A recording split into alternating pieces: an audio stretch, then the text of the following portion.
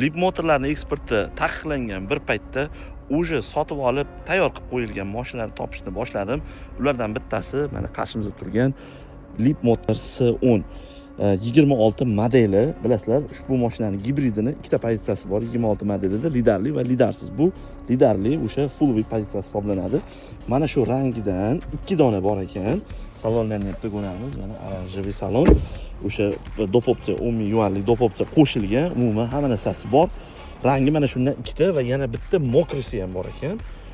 Agar ko'rsam yana videosini tashlab beraman. Ana shu mashinani tayyor turibdi, eksport qilsa bo'ladi. Ya'ni o'sha mashinani sotib olib, dokumenti qilib qo'yilgan. Mana shu mashinani narxi har ko'sta 18 ming dollar. Xuddi shu gibridimizda mana bez lidarligi ham bor. Birinchi pozitsiya dop opsiyalari bilan oqqa oranjevisidan. Uning narxi esa 17 ming dollar. Mana o'sha gibridni lidarligini mokriy asfalt rangi, saloni ham qorasidan ekan, dahshat rangidan ekan. Yurib boringlar, faqatgina 4 dona mashina topdim. Bu tezda sotilib ketadi baribir. Agar sizlarga qiziq bo'lsa, pastki raqamlarga aloqaga chiqib, mana shu mashinani xarid qilishingiz mumkin.